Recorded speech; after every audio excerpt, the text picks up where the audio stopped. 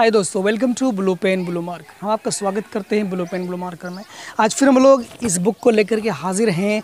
ये story of English है, rainbow class 11th और 12th के लिए। तो हम लोग 11th चैप्टर कर रहे थे दोस्तों। 11th चैप्टर में हम लोगों ने स्टोरी ऑफ नॉवेल कर रहे थे। उसमें हम लोगों ने 3 लेक्चर्स तो हमने कर लिया, हमारा चौथा लेक्चर है और इसमें हम लोग बात करेंगे आज पेज नंबर 48 का ये जो लास्ट पैराग्राफ है वहाँ से हम लोग शुरू करेंगे और देखते हैं word by word, line by line. आप भी देखिए। तो चलिए, कहता है कि the modern age in English literature started from the beginning of the 20th century 1900 to 1960।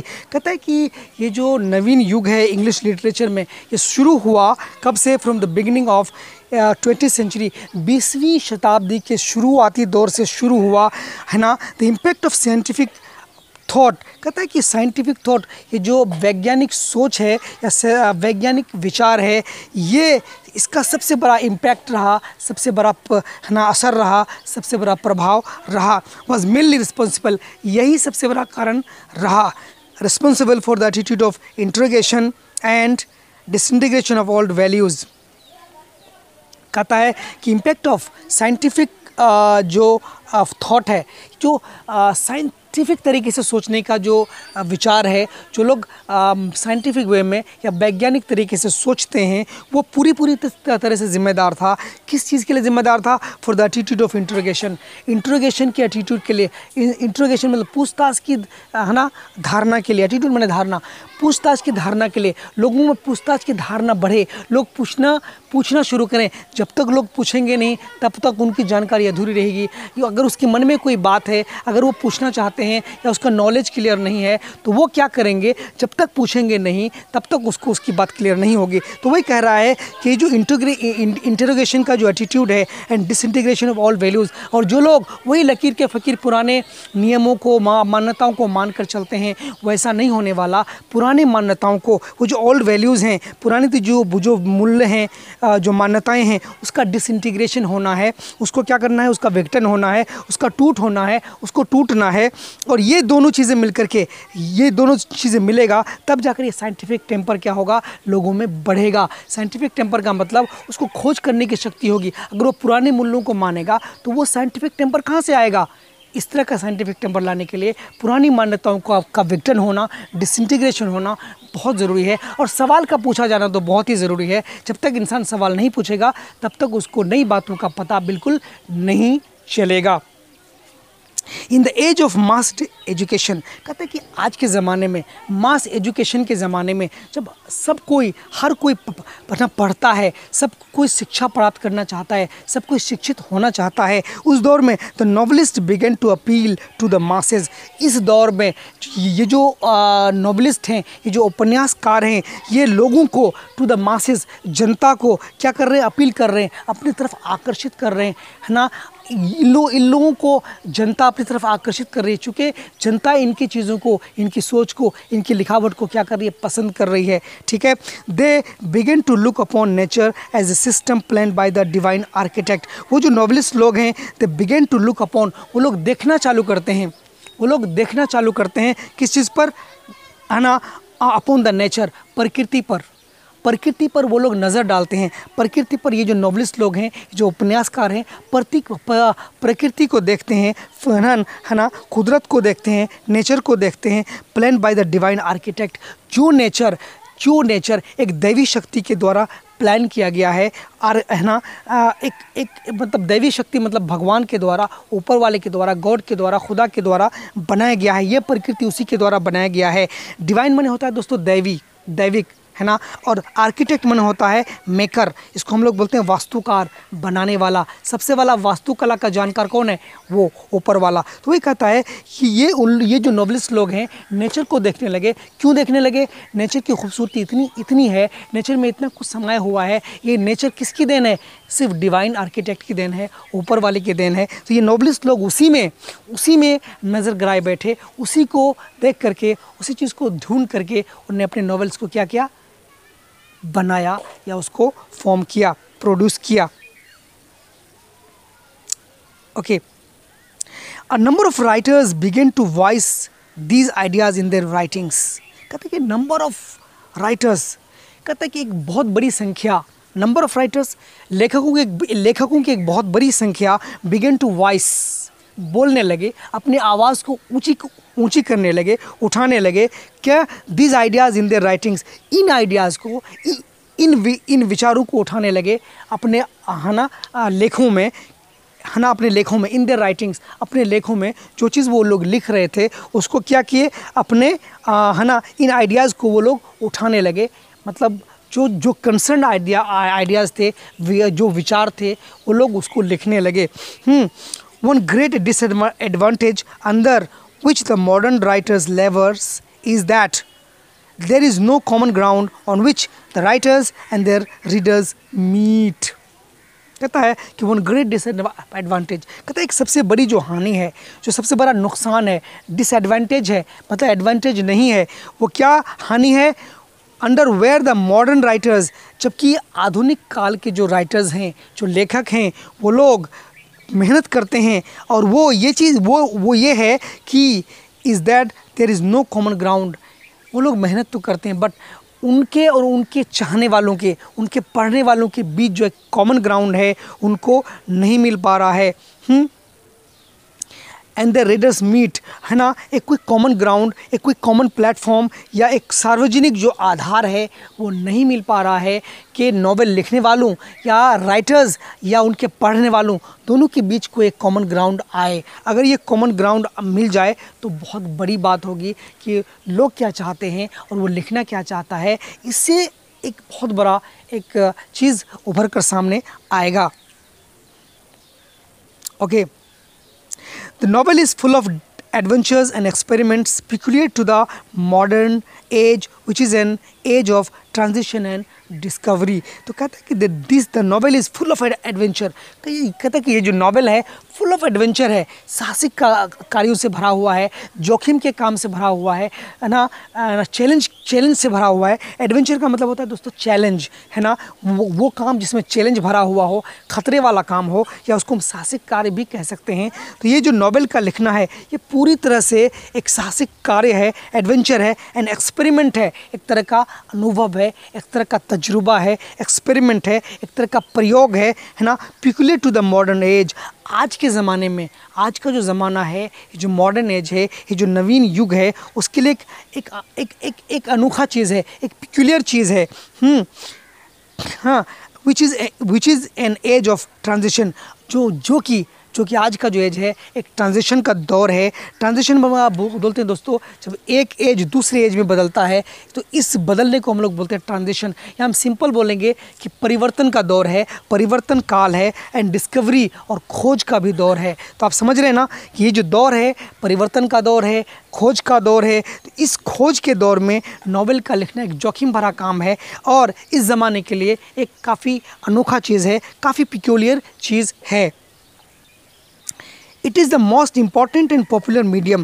कहता है कि ये बहुत ही इम्पॉर्टेंट, बहुत ही मोस्ट इम्पॉर्टेंट, बहुत ही मुख्य, बहुत ही इम्पॉर्टेंट एंड पॉपुलर मीडियम है। पॉपुलर का मतलब होता है हर दिल अजीज़, या इसको हम लोग लोकप्रिय कहते हैं। एक लोकप्रिय माध्यम है इस एज का, ऑफ दिस एज, इस ज़माने का एक लोकप्रिय माध्यम है।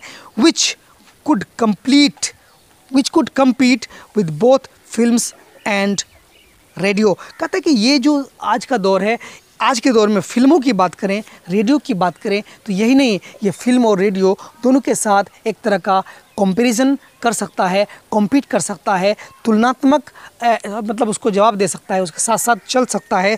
कौन चीज़? नॉवेल का लिखना, मतलब राइटिंग्स, ये फिल्मों को और रेडियो को भी टक्कर दे सकता है, कॉम्पीट कर सकता है। The modern novel is a psychological. कहते हैं कि द मॉडर्न नॉवेल, आज का जो आधुनिक उपन्यास है, एक क्या है, एक तरह का मनोविज्ञान है, मनोवैज्ञानिक धारणाओं पर आधारित है। क्योंकि जो भी राइटर है वो सोचकर समझकर नेचर का विश्लेषण करके, समाज का विश्लेषण करके, लोगों का विश्लेषण करके, उसके अंदर जो पाए जाने वाले एविल्स और वाइसेस, अच्छी और बुरी बातों का विश्लेषण करके लिखते हैं। तो डेफिनेटली ये एक मनोवैज्ञानिक है, काफ़ी ये साइकोलॉजिकल है। ये deals with relation between loneliness and love. और यही नहीं, ये डील करता है, ये बात करता है किसकी चीज़ में, एक संबंध के बारे में बात करता है। किसके संबंध के बारे में? लॉनलीनेस, अकेलापन और प्रेम के बीच के संबंध के बारे में ये बात करता है। कौन? नॉवेल। नॉवेल का मेन तो यही होता है, उपन्यास है एक तरह का। ओके, चलिए हम इस पार चलते हैं। The immediate ancestors of the modern English novel who dominated the early part of the 20th century were Wells, Bennett, Conrad, Kipling and Foster।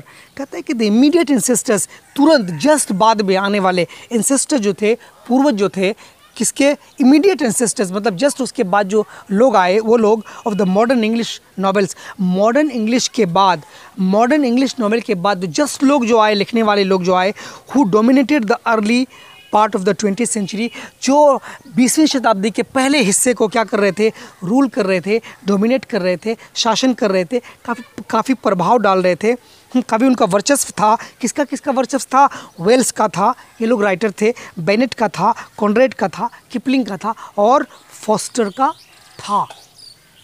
These writers right for a small group of people, ये जो लोग थे, ये जो लेखक थे, कुछ small group, छोटे से लोगों को टारगेट करके लिख रहे थे। D.H. Lawrence is concern with how individuals could fully realise themselves as individuals. कहता है कि D.H. लॉरेंस जो हैं वो कंसर्न थे, वो काम में लगे हुए थे, वो चिंता कर रहे थे किसके बारे में? कि with how individuals could fully realise, कि किस तरह से लोग इंडिविजुअल्स, इंडिविजुअल का मतलब होता है दोस्तों कि एक व्यक्ति, अलग अलग व्यक्ति, फर्दन, तो कुछ लोग है ना, किस तरह से कुड फुल्ली रियलाइज, वो पूरी तरह से रियलाइज़ कर सकते अपने आप को एज इंडिविजुअल्स, कि वो उसमें भी कोई इंडिविजुअलिटी है, उसकी भी कोई शख्सियत है, उसका भी कोई व्यक्तित्व है। कब वो इस चीज़ को क्या कर सकते थे, है ना?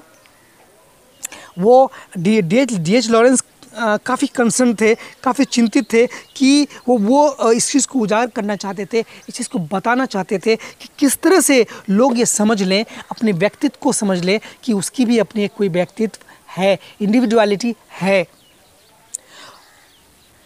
ना?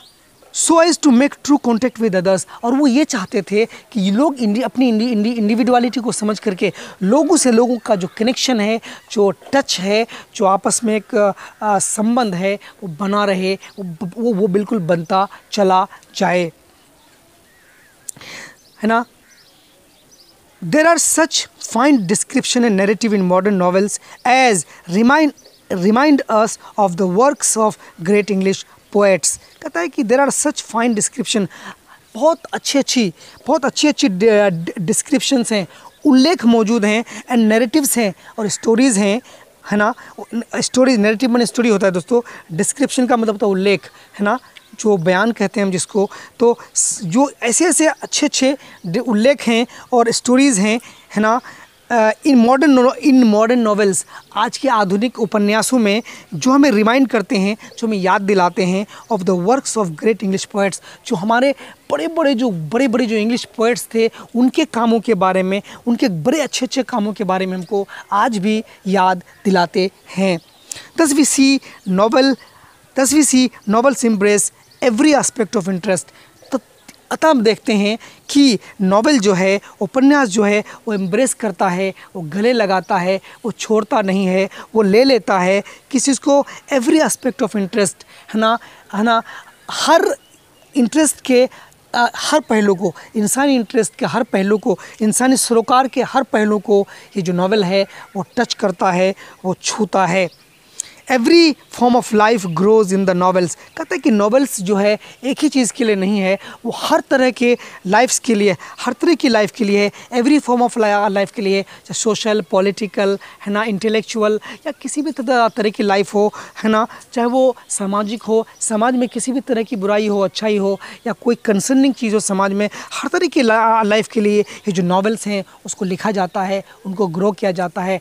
नॉवेल हर बात पर, हालांकि नॉवेल में देखा जाए दोस्तों तो उसमें प्रेम की बातें, उसमें हेट्रेड की बातें, उसमें रिलेशंस की बातें ज़्यादा होती हैं, पर यह भी चीज़ उसमें रखा जाता है।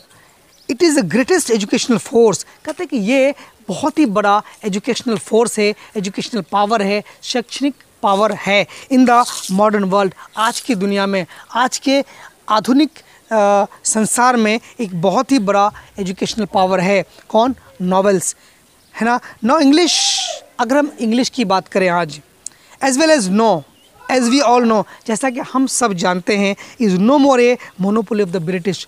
जैसा कि हम सब जानते हैं कि आज इंग्लिश जो है, जो लैंग्वेज है ना, लैंग्वेज पर से अगर हम कहें तो आज अंग्रेज़ों की ये जो है मोनोपोली नहीं है, एकाधिकार नहीं है। आज अंग्रेज़ों के हाथों से, अंग्रेज़ों के एरिया से निकल करके ये पूरी दुनिया में फैल चुका है। इंग्लिश हर गोशे में, दुनिया के हर कोने में लोग जानते हैं, बोलते हैं और समझते हैं। तो ये ब्रिटिश की आज एक मोनोपोली नहीं है, उसका कोई एक एकाधिकार नहीं है। It has become an international language. ये जो इंग्लिश है आज अंतर्राष्ट्रीय एक ज़बान, अंतर्राष्ट्रीय भाषा बन चुका है। टुडे आज बिसाइड द ब्रिटिश नॉवेल्स, अगर हम ब्रिटिश नॉवेल्स को छोड़कर, अगर हम ब्रिटिश नॉवेल्स की, अगर हम ब्रिटिश के नॉवेल्स की, उपन्यासों की बात ना करें, उसको छोड़ दें, तो हमको बहुत सारे और नॉवेल्स मिल जाएंगे जो कि इंडियन नॉवेल्स हैं, अफ्रीकन नॉवेल्स हैं, कैनेडियन है ना नॉवेल्स हैं। बहुत सारे नॉवेल्स हैं जो कि अंग्रेज़ी में लिखे गए हैं, इंग्लिश लैंग्वेज में लिखे गए हैं। We have the Indian, African, Canadian and many other novels in English में लिखे गए हैं। We shall talk in brief about all of them. हम इसके बारे में जल्दी ही आगे के लेक्चर्स में बात करेंगे। तो चलिए दोस्तों, यहीं तक था कि पेज नंबर 49 तक हमने इसको आज क्लोज़ कर दिया। अगले में हम लोग इंडियन नॉवेल के बारे में हम लोग पढ़ेंगे। इंडियन नॉवेल इन इंग्लिश है, तो इंडियन नॉवेल हिंदी में होना चाहिए, बट ये इंग्लिश लैंग्वेज में है। इंडियन नॉवेल इन इंग्लिश हम लोग उसको कंटिन्यू करेंगे। तो ये आपको हमारा एक्सप्लेनेशन कैसा लगा, हमें आप कमेंट करके ज़रूर बताइएगा।